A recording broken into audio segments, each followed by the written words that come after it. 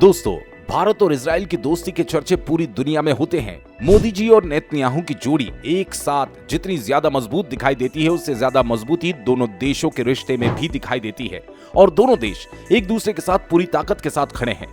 यही कारण है कि संयुक्त राष्ट्र मानवाधिकार की परिषद में इजराइल के खिलाफ फिलिस्तीन में मानव अधिकारों के उल्लंघन को लेकर आए गए 2 प्रस्तावों पर भारत ने वोटिंग ही नहीं की।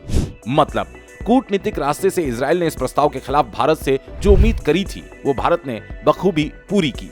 भारत ने सच्चे मित्र की भूमिका पेश करते हुए इस मतदान में हिस्सा नहीं लिया।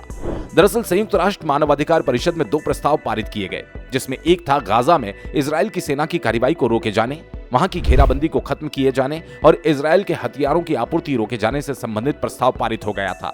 लेकिन भारत उससे दूर रहा। 47 सदस्यों वाली परिषद में 28 देशों ने प्रस्ताव के समर्थन में वोट किया, जबकि 6 ने विरोध में वोट दिया। 13 सदस्य देश मतदान से दूर रहे। भारत ने फ्रांस, जापान, रोमानिया और अन्य देशों के साथ प्रस्ताव से दूरी बनाई, जबकि अमेरिका, जर्मनी, बुल्गारिया और अर्जेंटीना प्रस्ताव का विरोध करने वाले प्रमुख देश थे। इजराइल के खिलाफ वोट करने वाले देशों में रूस, चीन, Bangladesh, Belgium, Brazil, Indonesia, Malaysia, Kuwait, Maldives, Qatar, दक्षिण अफ्रीका, यूएई और वियतनाम प्रमुख थे।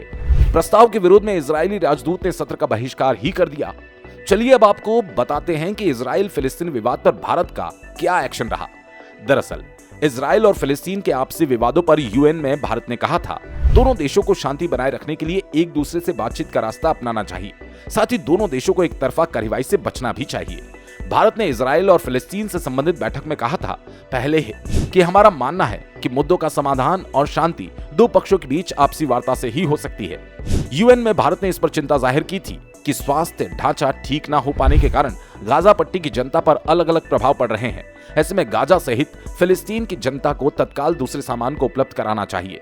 भारत उन सभी प्रस्तावों का स्वागत करता है जिनका उद्देश्य अंतर्राष्ट्रीय समुदाय की सामूहिक प्रतिबद्धता को मजबूत करना है, ताकि सीधी बातचीत फिर से शुरू हो सके और शांति प्रक्रिया को आगे बढ़ाया जा सके।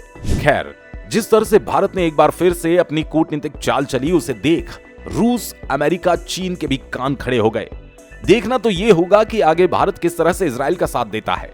उसके बारे में आपके विचार कमेंट करके जरूर बताएं।